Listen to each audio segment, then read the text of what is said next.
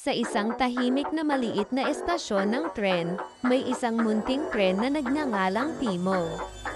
Araw-araw ay pinapanood niya ang malalaking tren na naglalakbay sa malalayong lugar. Sa puso niya, pangarap niyang maranasan din ang isang malaking paglalakbay balang araw. Isang umaga, lumapit ang station master kay Timo. May mahalagang gawain na kailangang gawin.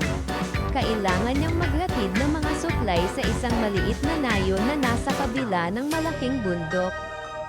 Tumingala si Timo sa napakataas na bundok sa unahan ng riles. Ang daan ay paikot-ikot at matarik. Bigla siyang nakaramdam ng kaba at nag-isip kung kaya ba talaga niyang makarating sa tuktok. Napansin ito ng isang matandang pulang tren na napahinto sa kabilang riles.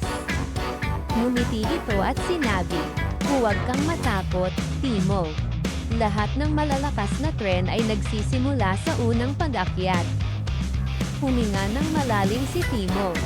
Dahan-dahan niyang hinayla ang mga bagon ng suklay at nagsimulang yumandar palabas ng estasyon.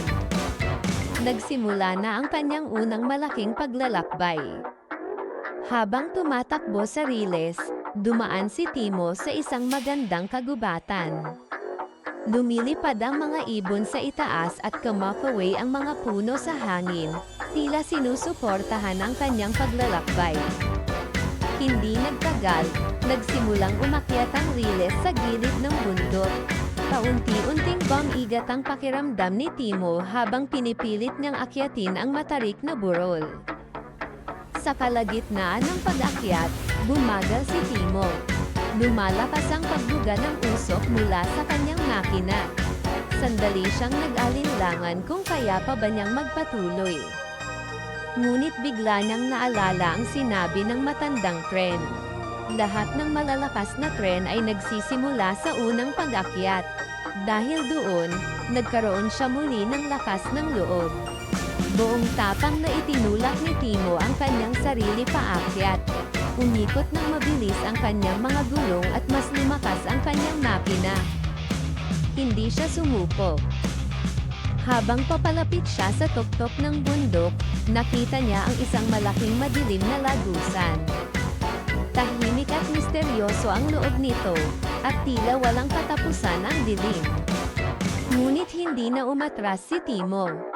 Binuksan niya ang kanyang maliwanag na ilaw at dahan-daang pumasok sa madilim na lagusan habang matapang na nagpapatuloy. Paglabas niya mula sa lagusan, sinalubong siya ng maliwanag na sikat ng araw. Sa harap niya ay isang napakagandang lambak na puno ng berdeng damo at makukulay na bahay. Pagdating niya sa maliit na nayon, tuwang-tuwang sinalubong si Timo ng mga tao. Dumating na ang mga suklay na kanilang hinihintay.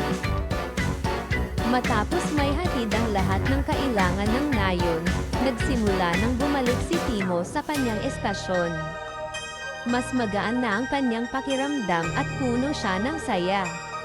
Pagdating niya sa estasyon, ipinagmamalaki siya ng station master at ng matandang pulang tren. Ngumiti si Timo dahil alam na niya ngayon na kahit maliit, kaya niyang gumawa ng malalaking bagay.